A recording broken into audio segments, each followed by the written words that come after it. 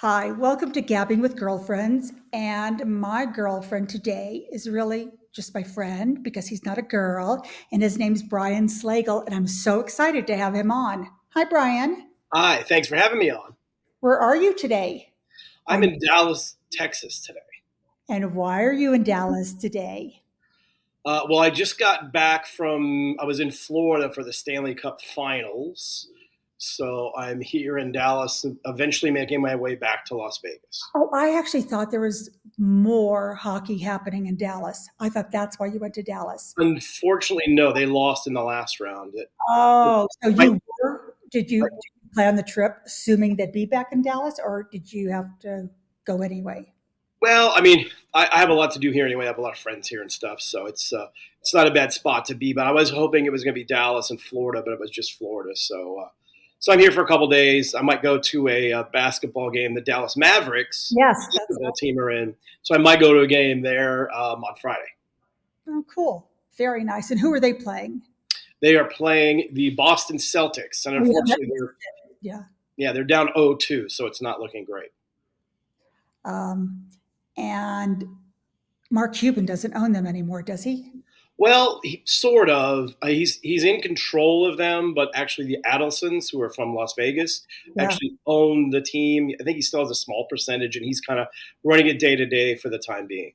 Hmm. Do you think you know everything about sports? I do know a lot. I don't know everything, but I do know a lot. But are you excited about baseball coming to Vegas? Or do you Well, not care about baseball? let's see if that happens. Oh, really? Yeah, I mean, it's there's a lot of steps that have to happen. The owner of the A's does not have the money currently to build the stadium, Okay. and no one's really sure how he's going to get the money. So it's very much in question. Look, Vegas is going to get a baseball team one way or another. I'm kind of like most people that live in Las Vegas. I want an expansion team.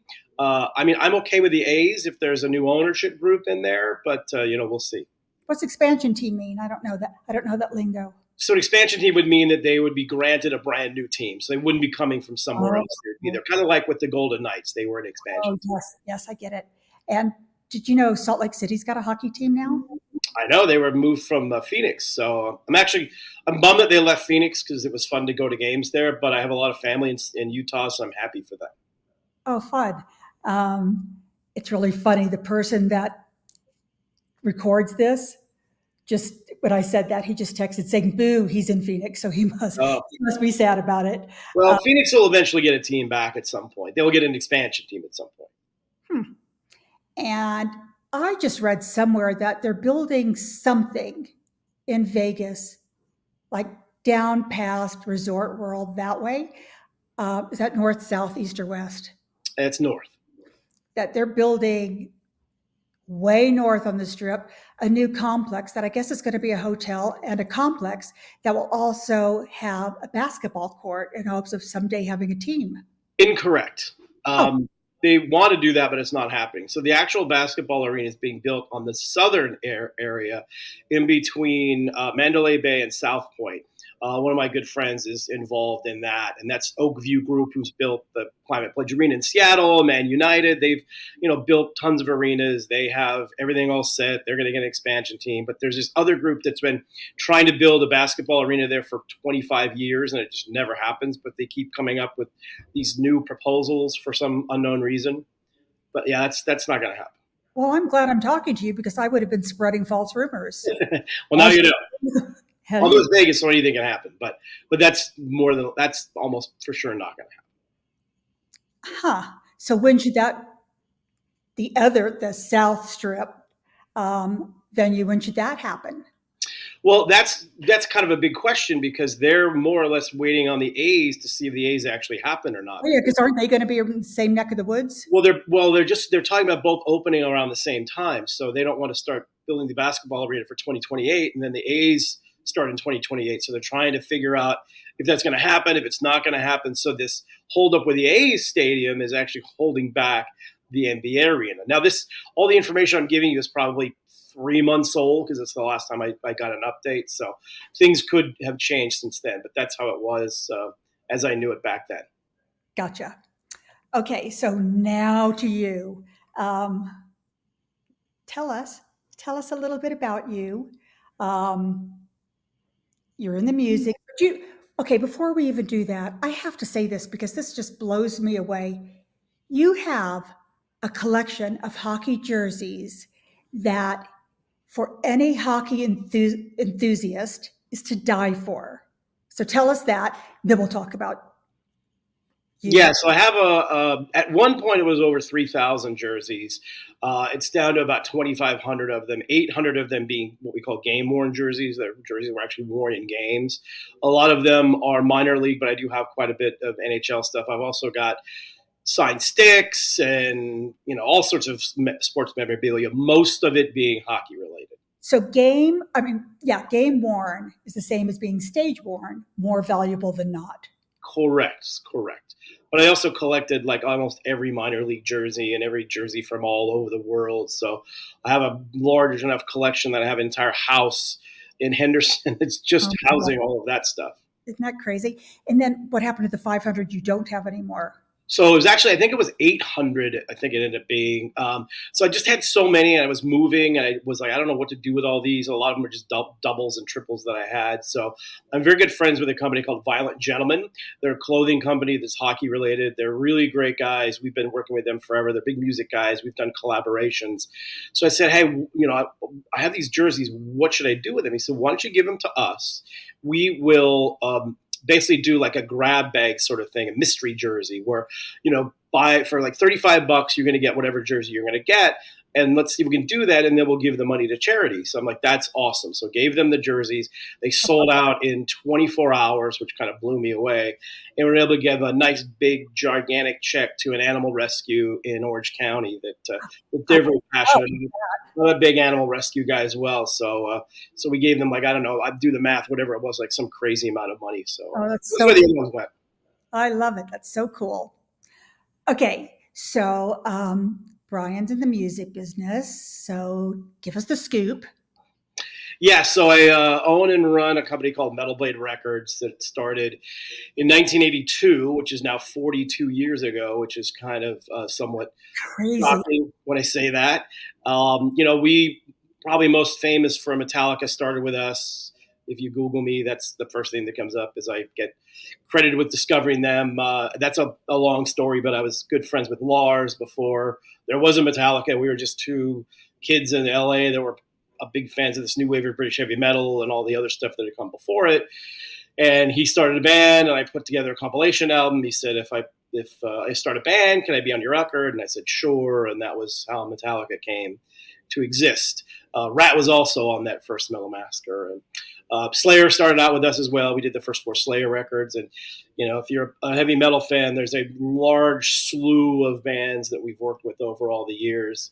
On Mars, Cannibal Corpse, Gwar, on and on. We did the Goo Goo Dolls for the first 8 years, or first 8 albums of their career until they got really huge. We had a punk label, and the Goo Goo Dolls when they first started out were from Buffalo, which is also where Cannibal Corpse is from. So we'd heard about them, and they were just a regular hardcore punk band. So we signed them, and they kind of morphed over the years to be less and less punk.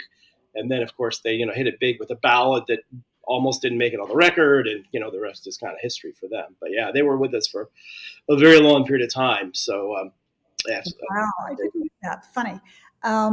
So do you still speak to Lars and the other? Yeah, I talk to all those Metallica guys all the time.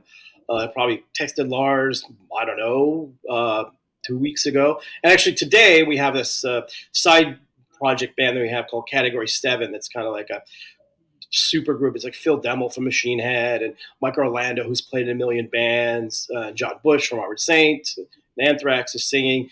So I guess Metallica does a podcast.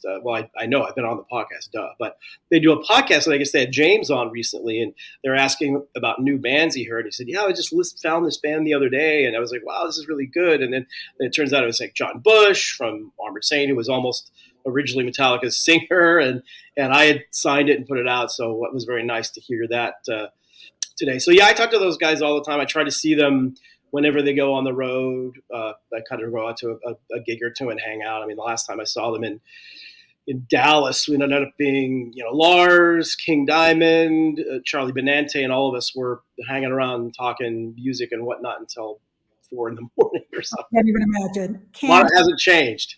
yeah, can't even imagine. So of all the music, I know this is really hard because nobody ever has a favorite child, but of all the the music you've worked on, or the artists you've worked with, which do you think, for whatever reason, because of being able to develop or watching them grow or whatever, which do you feel you have the softest spot in your heart? Yeah, Or right. I mean, it's almost impossible because there's been so many, and we've been honored to have so many bands that have existed their entire career on our label. There's like 5 or 6 or 7 that are doing very well, have done that. But people, I get asked that all the time. So, but I do go back to there's one specific band and album, and I just mentioned them 5 seconds ago, Armored Saint. So they, when I first started out, they were our third release. It was an EP that we put out of theirs, and they were the first band of, well, many until recently, that got signed to a major label. They got signed very early on, and it was a big point for us. Well, for me, I was just all by myself doing this label at that point. But they got signed to a major label, and they were very nice about saying, "Hey, we came up from Metal Blade, and that was giving us some credibility in mainstream magazines, which we never had, and that was a big stepping point for us. And I've remained friends with them for forever. I mean, they obviously did a couple major label records. They're back with us now, and they have been for many years.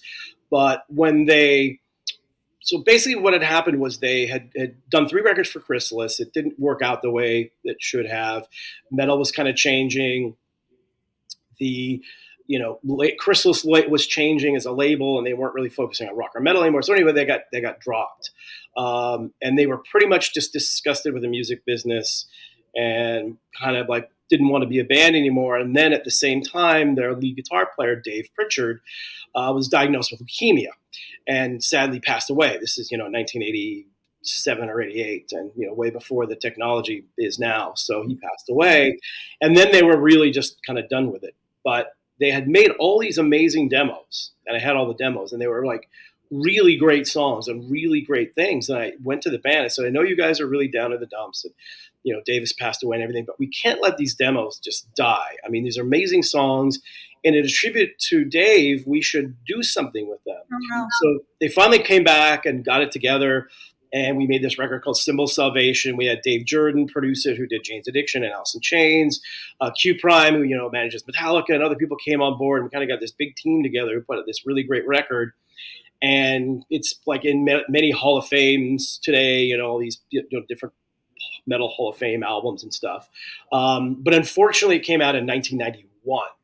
I think if it came out any other year, I personally believe it would have been a massive record, but still one of my favorite records to ever work on. And, just to get those songs up and running from Dave Pritchard, who was like one of the nicest people and amazing songwriters. So it was good. And then, the band kind of got back together since then, and it carried on. So that's probably the one that is closest to my heart, just because of the way it happened, Okay, so when you started the label, you were just you, no partner, no sidekick, nothing, just you. And how long was it just you? How long? So, I mean, I was just a dumb young kid, and I could not play an instrument, so I couldn't be in a band. So I figured, well, I love this music. What can I do? So I started the first ever U.S. heavy metal fanzine called the New Heavy Metal Review, REVUE. Don't ask me why. I started working at a record store, and started doing all this stuff locally. And I didn't know that there were any bands in LA until one of my friends who used to come in and buy stuff for me said, "Hey, there are heavy metal bands in LA." And there are. So the first show I went to was Motley Crue and Rat on a Wednesday at the Troubadour for $1. Oh I my was like, God. oh, wow, there are actual metal bands playing here. And again, this is 1981 at that point. There's no internet. There's no nothing. Major labels don't care. So this scene was happening in LA, kind of in a vacuum where no one knew it existed. So I thought, well, maybe I was influenced by the newer of British heavy metal and do-it-yourself attitude and compilation albums. So I got the idea to put together a compilation album, as we talked about earlier, with Metallica and Rad. And I put it out not intending to start a label, just intending to put out a record. And that kind of turned into being a label because I had no money, but I had a person get a distribution deal with another company. But And what was it? Vinyl? Like, what did you make? Yeah, just fine. That was before cassettes or anything else.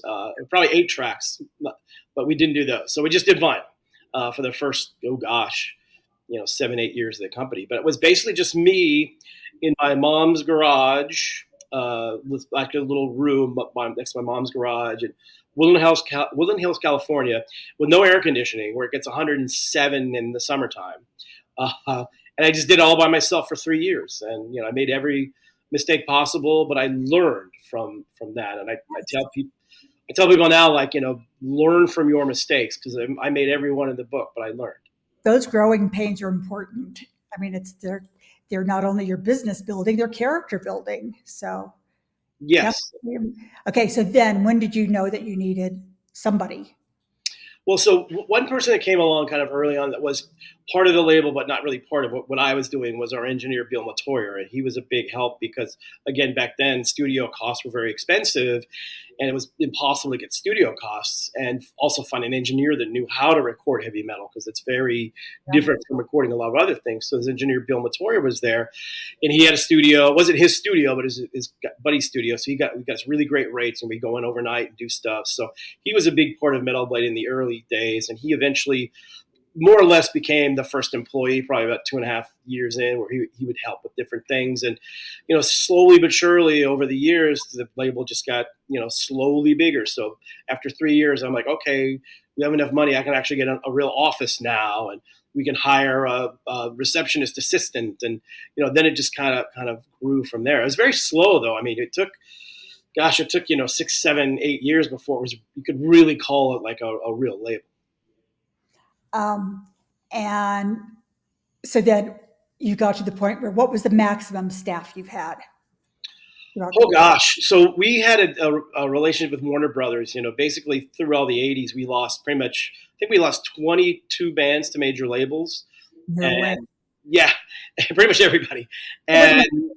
I have to interrupt. So when you would lose a band to a major label, would you get an override over their releases? no, because I was so young and we were so small that we didn't really sign bands to long-term contracts, really. So, they do a record or so for us, and then they get signed by a major. And I was all for it. Like, look, we're a little tiny, 2 or 3 person operation. I can't give what the major labels can give. So we were just like, that's great. Go on and be successful. We have some catalog to do. But unfortunately, almost all of those bands, except for Metallica and Slayer, didn't quite do what they should have. So they all came back to us. So anyway, our distributor was going bankrupt too, by the way, at this point. So we needed to have a proper distribution. We need to have a relationship with a major label. So, it was weird. We were talking to both Columbia, Sony, and Warner Brothers, who, in the late 1980s were vicious rivals. So it was really, I was like young kid caught in I the love middle. those days. I loved those days. Yeah, I mean, it was amazing. We started with Warner Brothers. I got to work with Mo Austin and Lenny Waronker, two absolute legends in the music Yes. business, and so many other great people. But anyway, so we were with Warner Brothers for 4 years, and that was like kind of new to me, not dealing with a corporate thing, but we had an influx of money. So I think at that point we had a big office in LA, we had an office in New York, we had an office in Europe. We probably had close to 40 people, I think, at that point in the early 90s. Wow. And then, we've kind of gone up and down over the years. I think we've got 30, 32 and a half or something now, something like that. So Gosh, that's still a lot. it's still pretty big. We're still, LA. We don't have an office in New York any longer, but we have, LA. We have a London office. We have an office in Germany, which is our hub for Europe. We've got, somebody in Canada, Australia, all over the place. No, but especially today, it just seems like so many things are done so much easier than they were back then. Or I don't know if easier is even the right word, or just No, that's everything. a good word. Everything's just so much more self-sufficient. Even bands are more self-sufficient. Everything's just more self-sufficient than back in the day. So that's a lot of people. That's a Yeah. whole lot of people. Yeah, I mean, we've got, just kind of fleshed out where, we have a large staff that does all of our internet stuff, our social media stuff, which is kind of our lifeblood in terms of promotion. And we've got, product managers and, manufacturing managers and CFOs and, the whole things that real companies actually have. So, but you have to have that infrastructure to work. And I've been incredibly lucky.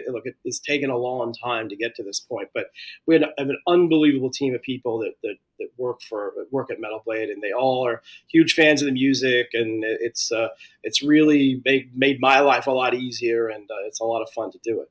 And what do you do nowadays for distribution? So we're pretty much through Sony, the Orchard. The Orchard does all of our, all of our Digital. streaming services and all that stuff worldwide. Then we have a relationship with Sony for physical in most of the world, but we still have a few independent arms in parts of Europe and stuff. But it's basically more or less the same as the major labels have, which is why we've been able to keep a lot of these bands at this point, because we have just as good distribution, if not better, than you would get if you were on a major label. Right, right. So prior to the pandemic, how often did you go into an office?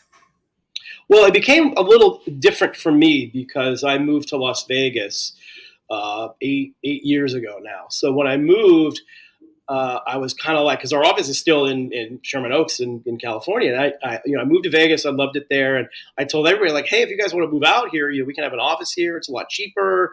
There's no traffic, all those sort of things. But nobody wanted to move. So at that point, I just was, yeah, hey, good.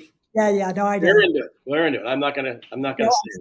But so yes, I moved to Vegas. So I tried to get back to LA as much as I could, at least once a week to be in the office, or however much I could. But as time went on, even before the pandemic, I realized that I didn't have to really be in the office that much. And with technology now and everything, you don't really have to be there. So I just kind of did everything out in Vegas, and I didn't really have to be in the office that much. So since then, I'm not in an office all that often, actually. I mean, that is the one. I think there were a few silver linings to the pandemic, but that's one major silver lining, as far as I'm concerned, is that everybody woke up and thought, I don't need an office. I don't need to go to an office. I don't need to have an office. I don't, it's just everybody realized that you could work from home and still be just as responsible, just as dedicated. And yeah, and it seemed to change everybody's lives. Yeah, it was interesting because we strangely enough had some of our best years during the pandemic. Mostly So, because mostly because the heavy metal audience is amazing, and I can't say how much I love them, because obviously I wouldn't be sitting here talking if it wasn't for them. But they realized, since there are no concerts, nothing else, that they wanted to continue to support the band. So, I mean, we did tons and tons. We have a massive catalog. So we did tons of reissues on vinyl, and we did stuff like on cassette even, and CDs. And like, we were selling so much physical product that it was insane. And even the streaming numbers went way up because people were at home, and they had, a lot of people had a little bit more money because they weren't going out to concerts. So we did really well. And we realized too, at that point, where we can still function as a record company at a high level without having everybody be in office. Like all of our employees that I mentioned are phenomenal, and they work hard no matter what. I didn't have to worry about them being home and not working hard. But we realized that it works out pretty well that way. We still have our same office in Sherman Oaks, but not everybody's in every day.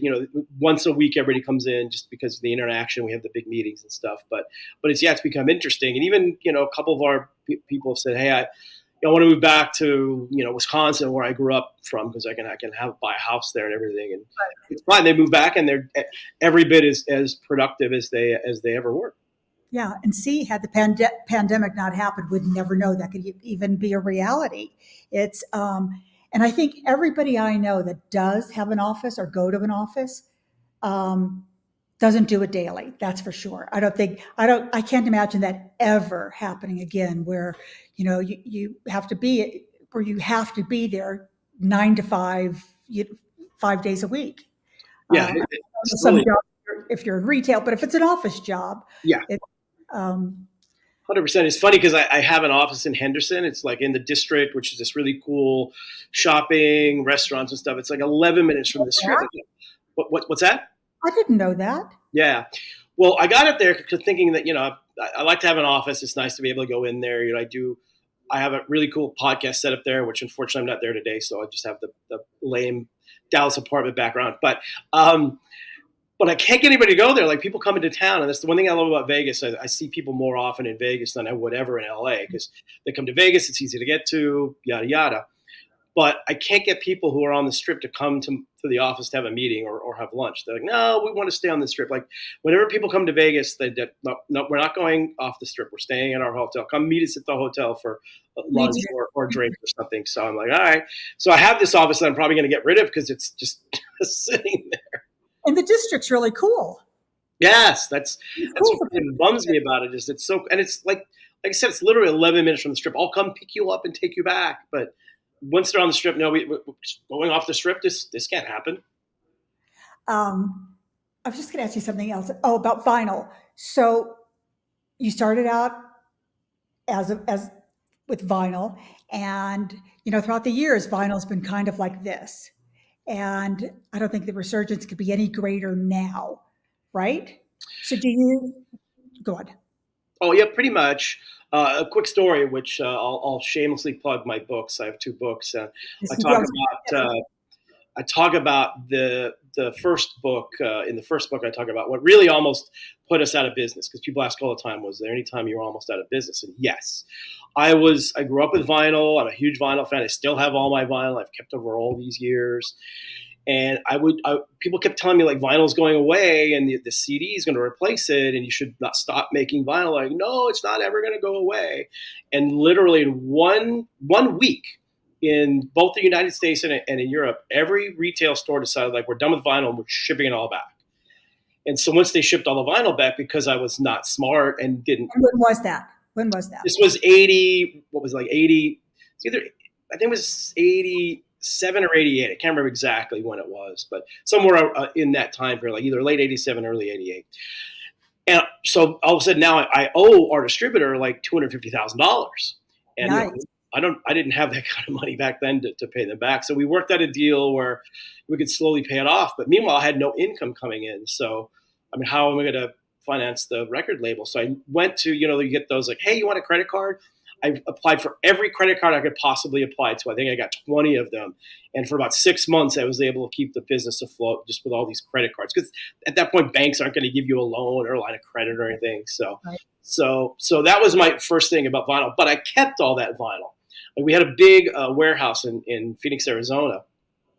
And people used to come in there and they go, why do you, we had literally a wall of vinyl, like probably 20,000 pieces of vinyl. And they go, why are you keeping this? I go, I can't bear to destroy it. I can't. I just love vinyl so much. I'm going to keep it just to keep it. I can't. It's like you can't you can't put your pet to sleep or your Yeah. anything. I can't do it. So I kept it over all those years, and it turned around when vinyl came back. Whatever, 15, 20 years later, all of a sudden we had all this vinyl we could sell. So in the long run, it worked out pretty well. But yeah, vinyl's probably. And it's been really big for the last 10, 12 years, and people keep thinking it's going to go away or it's a fad, but I don't know that it will because it keeps getting big. Like inching up in popularity now. It seems like. My Okay, theory, go yeah, ahead. sorry, my theory is that a lot of these kids grow up listening to music in their earbuds, like real small. So with vinyl, you have to have a real stereo system. So and for especially for heavy music, it sounds amazing. So these kids get to hear it. It's almost like being at a concert. And I prefer. I mean, I like all the formats, but I much prefer if I want to really listen to something, listen to vinyl. My granddaughter is, well, she's 13 now, but I guess when she was 11 or maybe even 10, not maybe, I don't remember, but for her birthday, we were asking her what she was hoping to get for her birthday. And she said, well, I'd really like a record player. And I'm like, really? She said, yeah. And then she starts rambling off all this vinyl that she wants. I'm like, oh my God. I was like proud. I was like, yes. Um, because I just never think of a child today, even knowing what it is, never mind wanting it. Having said that, my son did have to explain to all of his kids what a CD was because they rented a car that had a CD slot in it. And they were like, what is that? They had no idea why there was a slot in the dash. Yeah, and the kids are they're the ones fueling all the vinyl sales. I mean, clearly, older fans are still buying it, but I have plenty of friends who have kids that are like huge vinyl fans, have a whole vinyl setup in their house, and they're the ones buying it. You talk to people at record stores, like, who's buying all this stuff? And it's like, honestly, 25 and under is probably at least half of our clientele. And when you look at, like my granddaughter just gotten that Billie Eilish vinyl, and it's just so funny to me that these artists have product on vinyl. It Yeah. just blows me away. Yeah, my girlfriend's daughter is a big fan of this Melanie Martinez, and she even has vinyl. It's crazy. I love it. It's so cool. It's amazing. A, how much kids can surprise us. And it's just amazing how music will always be so important that, kids just latch onto it in whatever format, whatever kind of music, whatever the genre. It's just, the next generation just keeps it going. Yeah, but parents are really kind of the conduit to that, because I've noticed, especially in recent years, like in the last 2 or 3 years, kind of since the pandemic has eased up a bit, that shows for really heavy bands, because a lot of stuff we deal with are really heavy stuff. Younger and younger kids. And there's two reasons for that, because bands are asking me, like, why is this? Well, number one, I ask the kids, like, how'd you get into this? My parents were into it, so they got me into it. So good job for all the parents out there that do that. And secondly, really stuff like TikTok, where these like some of these bands aren't even on TikTok, but all these kids are finding music through TikTok. I've even found a lot of new music through TikTok. It's a really good form of finding stuff. But these younger kids will find all these heavy bands through TikTok, and then they're ending up at the shows, and it's just crazy how things happen. This is a funny story. We were at a party and at a friend of mine's house, and she had some friends who had a 5-year-old son, and we were sitting there talking, and she was talking. She was talking to the little boy and said, "What's your favorite band?" And he said, it sounded like he was saying, he was like 4 or 5. It sounded like he was saying Black ABBA, and I'm like, what is a Black ABBA? That was new for me. Anyway, so I went over and I said, what's your favorite band? And anyway, we worked it out that he was trying to say Black Sabbath. And I'm like, seriously? So Risa said, there's a member of Black Sabbath in the other room. Would you like to meet him? And he actually, at his age, got starstruck, which was a phenomenon to me. He just clung onto his dad like, huh. Anyway, they met, and it was just so delightful. But anyway, I asked him how he knew what his favorite Black Sabbath song was. And he said, Paranoid. And I'm like, really? So I looked at his dad and said, how would your son know what Paranoid is? And he said, well, he discovered Paranoid when he discovered the Angry Birds movie. Oh, And that's right. so then the dad said, and like any good father, I then had to introduce him to the catalog. That's So awesome. isn't that cute? It Yeah, was, all this music has become so much in pop culture. It's so many movies and other stuff that's how so many people discover the music too. Just like you watch some movie, and yeah, a lot of the directors are metalheads, and they put stuff in there. So I love yeah, stories like that. That's amazing. me too. I love that. It was like, I mean, but he knew every song, and they had a video. They sent us a video of him the next morning singing Paranoid. He knew every lyric. It was like mind-boggling. But yeah, Yeah, these kids are amazing. My girlfriend has a daughter and a son. Her son, when he was 6, became obsessed with Carrie King. Like, just the way he looks and everything and the whole thing. So it's really funny. So we took his very first show with Slayer on there when they were doing their farewell at the time thing. We brought him backstage to meet Carrie, because Carrie's one of my really good friends. And all along, we're like, you're not going to get shy when you meet Carrie, are you? I was like, no, no, no, no. And we get up there to meet Carrie and take a picture, and he was just completely shy. And like, same thing, just totally starstruck over this, I love that. I mean, this person for real. yeah, it's like it amazes me that a child would know what that even means. They would know to be like impressed by or yeah, starstruck. I just never think of a kid feeling that way. And I guess because at that age, I didn't even know what a celebrity was. Never mind, had an idol. I had none of that. Yeah, So these kids grow up too fast now. way too fast. Way too fast. It's sad, but way too fast. Okay, we're going to have to end this one in a minute. Not yet, though. But So we have to remember where we are in this. So when we pick up for part two, because I think this is you're gonna be one of those people that have part 10 on here. But tell me about your sphere experience. Oh boy, yeah. So it's really almost impossible to describe it. So I've seen you two, three times there. And the first time I went, I'd first gotten tickets like at the 300 level because that's where people told me was the best view.